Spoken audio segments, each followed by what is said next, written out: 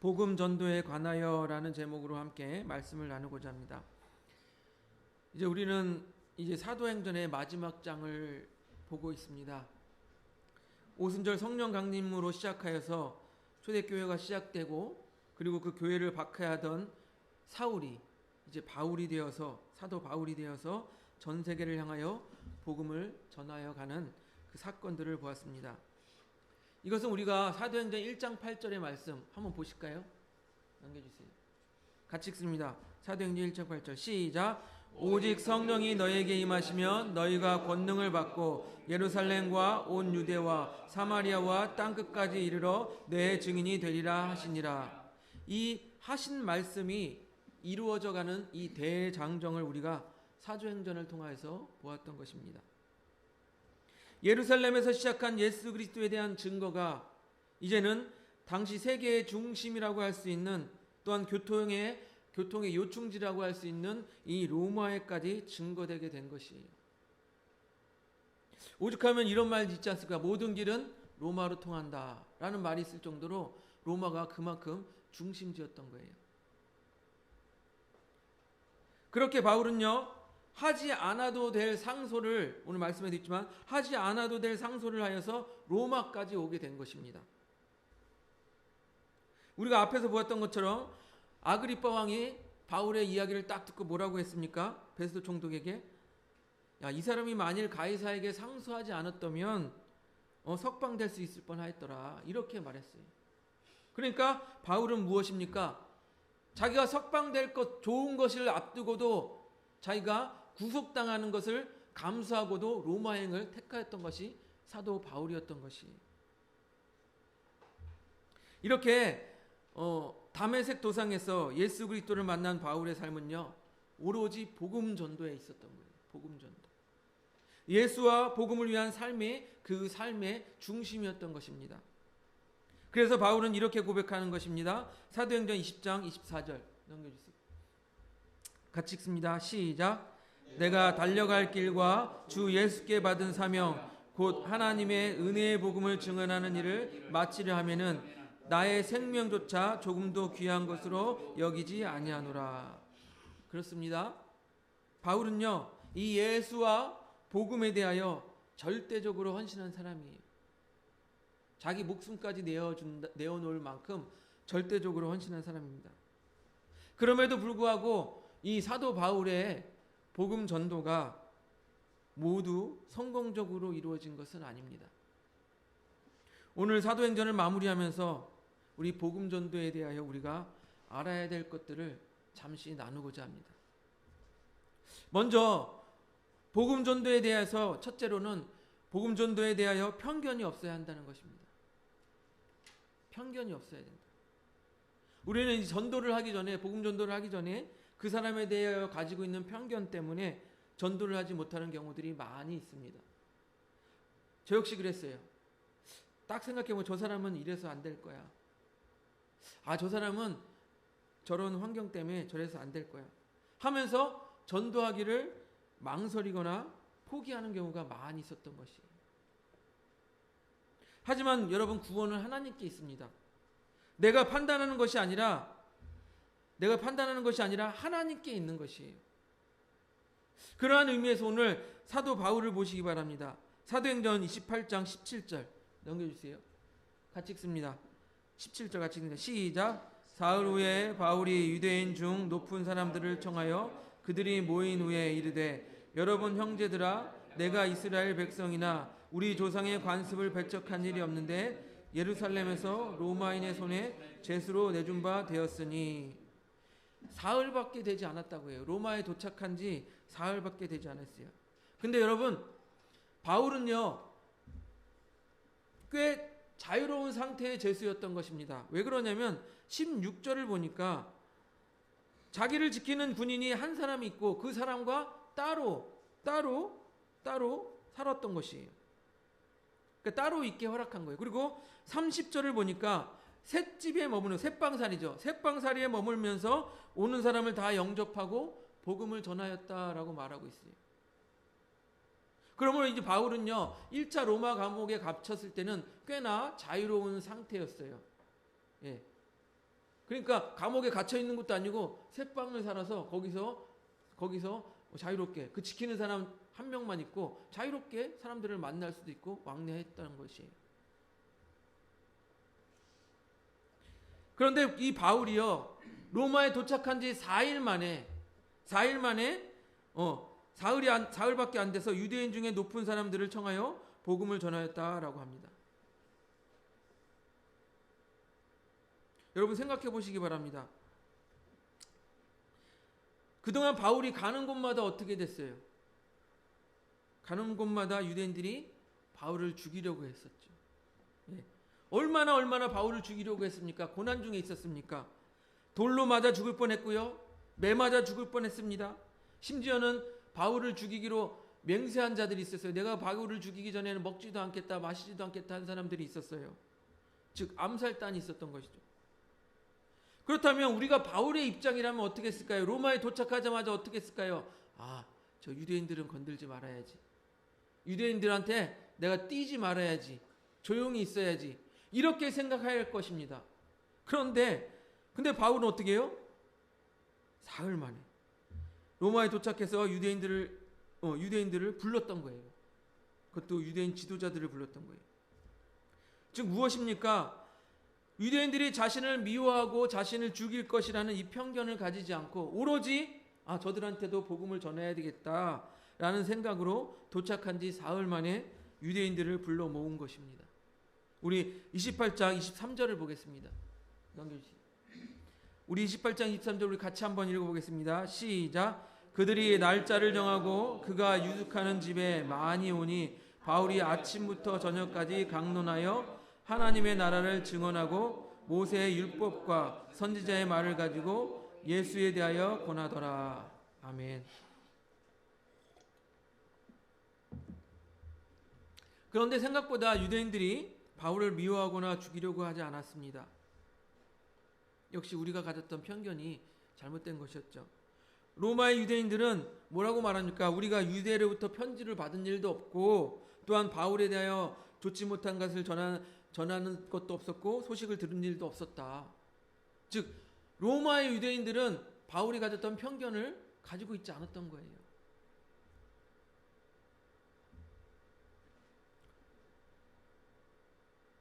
만약에 바울이 로마에 있는 유대인들도 나를 죽이려 하겠지, 나를 미워하겠지, 그렇게 편견을 가지고 있었다면 그들을 불러서 복음을 전할 수 없었을 것입니다. 그렇습니다. 그렇게 우리가 복음을 전할 때에는요, 사람에 대한 편견을 가지면 안 돼요. 우리는 복음을 전하는 자의 그 위치에만 머물러 있으면 되는 것입니다.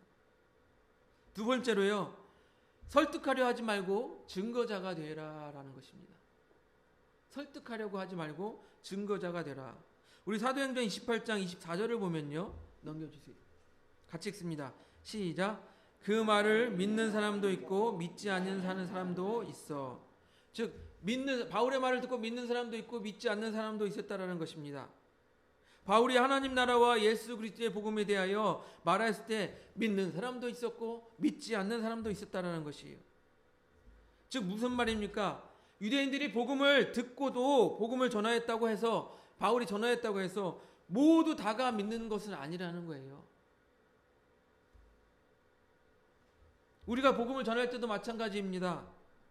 여러분 우리가 복음을 전했다고 해서 그 모든 사람들이 다 믿는 게 아니라는 거예요.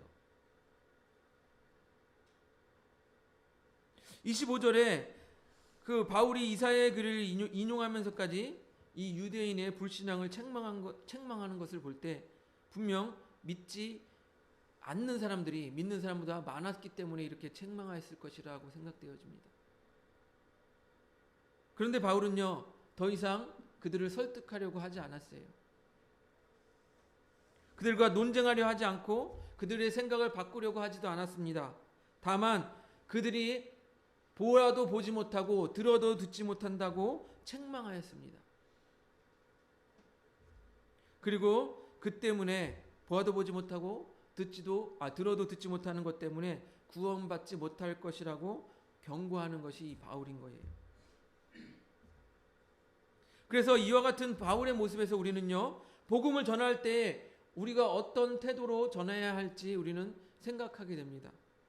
즉 무엇입니까? 전도자는 복음을 전하는 데에 그쳐야지 그것을 설득하려는 태도를 가져서는 안 된다는 거예요. 왜냐하면 우리가 설득하려 하면 할수록 그 사람들은 뭐라고 생각하면 저 사람이 나에게 강요한다라고 생각을 하는 거예요. 믿음을 강요한다. 나는 믿음이 생기지 않는데 믿음을 강요한다라고 그렇게 여길 수 있다라는 것입니다. 또한 불필요한 논쟁에 빠져서 더 이상 복음에 대한 생각을 닫아버리게 만들 수도 있어요. 여러분 논쟁하고 막 이러면 적이 돼요. 아, 저 사람은 나와 반대편.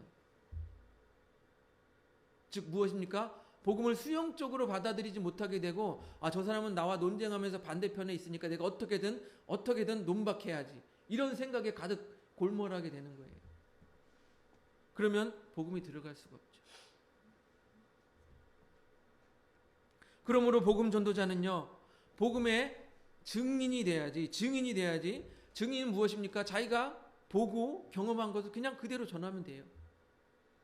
내가 만난 예수님에 대하여 전하고, 그래서 우리 전도할 때 그런 저희 코스가 있죠. 내가 믿기 전에 삶, 그다음에 믿고 난 다음에 이렇게 삶이 변화했다. 이렇게 전하는 거죠. 그 증인으로서의 삶으로서 자신의 믿음과 자기의 체험만 그냥 증거하면 되는 거예요. 그 다음은 어떻게 한다고요? 그 다음은 전적으로 하나님께 맡기면 되는 것입니다. 우리가 복음을 전하면서 가장 하게 되는 흔한 실수가 무엇입니까? 우리가 이 복음을 증거하는 증인의 자세에서 벗어나서 어떻게 설득하려고 하는 그 자세로 가는 게 가장 흔한 잘못이에요. 그것은 무엇입니까?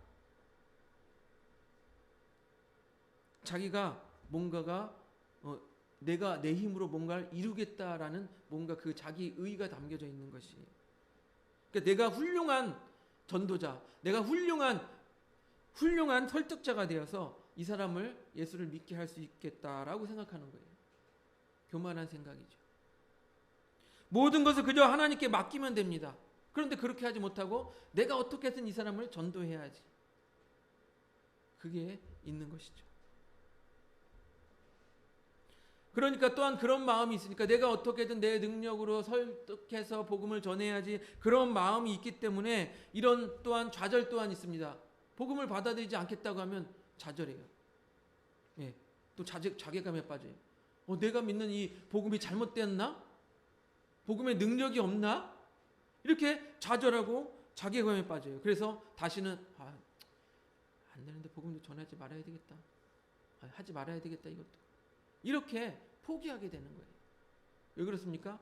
내가 하려고 하다 보니까, 하나님께 맡기지 못하고 내가 하려고 하다 보니까 내가 스스로 이렇게 포기하게 되고 자괴감에 빠지게 되는 것입니다. 그래서 성경은요, 설득자가 되지 말고 그냥 증인이 되라고 하는 거예요. 증인이 되라. 땅 끝까지 이르러 증인이 되라. 증인이 되라고 하시다. 저 역시 이제 목회를 하면서, 사역자가 되어서 목회를 하면서 많은 사람들을 말씀으로 양육하려고 노력을 했습니다. 근데 말씀으로 양육하면은 막 뜨거웠어요. 제자 훈련하고 막 이렇게 하면은 다 성장하고 다 잘 자라겠지. 기대감이 부풀었어요. 근데요, 그렇지 않았습니다. 10명을 양육해도 그 중에 한 사람이 주님의 말씀에 따라 살까 말까 해요.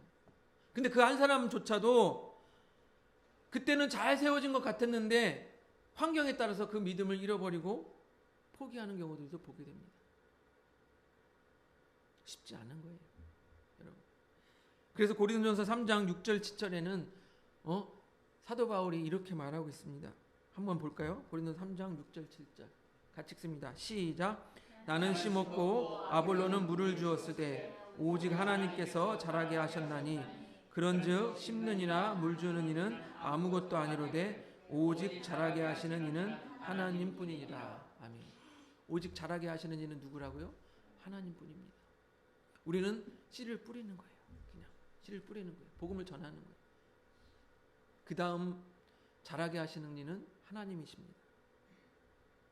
그래서 우리는 복음을 전할 때에 설득하려고 하지 말고 그저 증거자가 되면 됩니다. 내가 믿는 예수님은 이런 분이다. 내가 예수 믿고 이렇게 변하였다.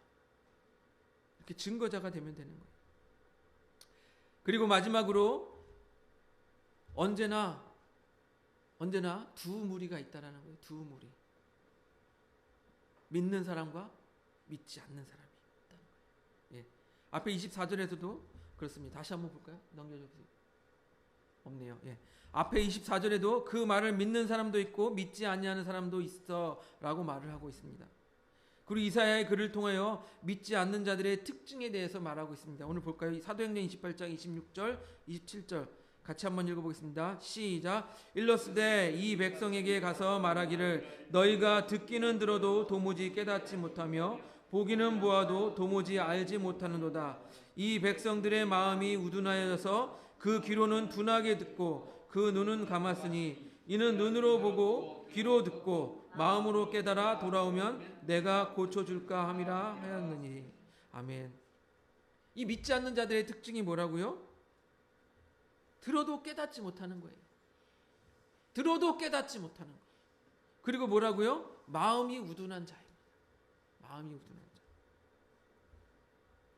이렇게 목회를 하다 보니까요, 여러분 영적인 일에 도무지 관심이 없는 사람들을 보게 됩니다. 교회 안에서도 마찬가지예요. 교회를 10년, 20년 다녔다고 하는데 이 영적인 일에는 도무지 관심이 없고 교회에서 어떻게 하면 좀 재밌게 지낼까? 어떻게 교회에서 어떻게 즐겁게 보낼까? 나하고 친한 사람은 누구인가? 이거에만 관심이 있는 사람들이 있어요. 육적인 일에만 관심이 있어요. 그런 사람들은요, 여기서 말하는 깨닫지 못하는 자들이고 마음이 우둔한 자들입니다. 그들의 관심은 오직 육적인 일에, 이 물질 세계에만 갇혀 있어요. 그래서 영적인 교제는 어떤 것이고, 영적인 교제는 무엇이고, 또한 영적으로 거듭났다라는 것은 무엇이고, 이런 일에 대해서 관심이 없어요. 그러니까 교회 가면 그냥 재밌는 사람들 만나고 즐거우니까. 그런 사람들이 바로 니고데모와 같은 반응을 하는 것입니다. 요한복음 3장 4절 한번 넘겨주세요. 예수님께서 거듭나야 한다라고 말씀하시니까 이렇게 말하는 거예요. 같이 읽습니다. 시작. 니고데모가 이르되 사람이 늙으면 어떻게 날 수 있사옵나이까? 두 번째 모태에 들어갔다 날 수 있사옵나이까? 영적인 일에 관심이 없으니까 육적인 일에만 생각이 있으니까 어떻게 해요? 우리가 어떻게 다시 태어나요? 엄마 뱃속에 다시 들어갔다가 다시 쭉 나오니까? 이렇게 이 영적인 것에는 도저히 생각이 없는 사람이 있는 거예요. 그래서 예수님께서는 그에 대해서 무엇라고 대답하십니까? 육으로 난 것은 육이요 영으로 난 것은 영이니라고 답하십니다. 분별할 줄 알아야 돼. 영과 육을 분별할 줄 알아야 돼. 이렇게 항상 세상 가운데 우리 여러분 사람들도 두 무리로 나뉩니다. 그리고 믿는 자들 가운데서도 두 무리로 나뉩니다. 믿는 자와 믿지 않는 자, 깨닫는 자와 깨닫지 못하는 자. 그래서 예수님께서는 양과 염소의 비유를 들어 두 무리를 나누십니다. 우리 다 아시죠? 양과 염소. 여러분 입장에서 이쪽이 오른쪽인가요? 오른쪽에서는 양, 그리고 왼쪽에서는 염소. 이렇게 오른편에 양, 왼편에는 염소 이렇게 구분하십니다. 그리고 양은 어떻게 된다고요? 예비된 하나님 나라의 상속을 받고 이 염소들은 어떻게 한대요? 예비된 영원한 불에 들어가게 된다라고 말씀하세요. 그럼 양은 왜 그렇게 됐냐? 양은 헐벗고 병든 자를 돌보았다라고 하고, 염소는 줄일 때 먹을 것을 주지 않았고 목마를 때 마시지 않게 하였다라고 말합니다. 근데 그 대상이 누구라고요? 그 대상이 누구죠? 어려운 자들, 목마른 자들, 병든 자들. 그들을 볼 때 병든 자들을 돌본 것은 양들이고, 그리고 목마르고 배고픈 자들을 돌보지 않은 것은 염소인데, 예수님께서 결국 뭐라고 말씀하십니까? 너희들이 그들에게 한 것이 나에게 한 것과 같다라고 말씀하세요. 즉 무엇입니까? 주님의 말씀, 서로 사랑하라, 내 이웃을 사랑하라. 이 말씀을 너희들이 말씀을 지켰냐 안 지켰냐, 그 말씀인 거예요. 이해가 되세요? 양과 염소가 갈리는 것이 무엇입니까? 주님의 말씀을 지킨 자들이냐, 그 말씀을 믿고 따른 자들이냐, 믿고 따르지 않은 자들이냐, 이렇게 갈린다라는 거예요. 어떻게 보면 이렇게 판단했겠죠. 예수님은 눈에 보이니까 예수님한테는 잘할 수 있어요. 그런데 헐벗고 배고픈 자들은 예수님처럼 안 보이죠. 좀 멋있게 안 보이죠. 그러니까 이 사람들한테는, 약자들한테 소홀히 할 수 있어요. 그들이 바로 염소가 된다는 거예요. 또 알곡과 가라지가 있습니다. 주인이 좋은 밭에 씨를 뿌렸습니다. 그러면 좋은 밭에 씨를 뿌렸으면 좋은 알곡만 이렇게 자라나야 되는데, 그런데 거기서 가라지가 생겨나는 거예요. 가라지가. 그래서 제자들이 물었어요. 예수님 어찌 된 일입니까? 그랬더니 예수님이 뭐라고 말씀하십니까? 원수가 그렇게 하였구나. 원수가 그렇게 하였어. 즉 무엇입니까? 좋은 말씀이 아무리 우리 가운데 뿌려져도 원수가 그 마음에 가라지를 넣는다라는 거예요. 결국 어떻게 됩니까? 알곡은 곳간에 고이 쌓여 있게 되고, 그 다음에 가라지는 불사르게 된다라고 말씀하셨습니다. 여러분, 복음을 전함에 있어도 이와 같은 일들을 우리는 겪을 수밖에 없습니다. 믿는 자와 믿지 않는 자, 깨닫는 자와 깨닫지 못하는 자, 양과 염소, 알곡과 가라지. 그리고 그러므로 우리가 이 사실을 인정하고 알고 있다면 우리가 복음을 전도할 때 믿지 않는다고 낙심하거나 포기할 필요가 없어요. 믿는 자가 있는 것이고 믿지 않는 자가 있는 거예요. 제가 아무리 앞에서 이렇게 설교를 하고 앞으로 하나님의 말씀이라고 떠들어대도 그 말씀을 지키는 양이 있는 거고 지키지 않는 염소가 있는 거예요.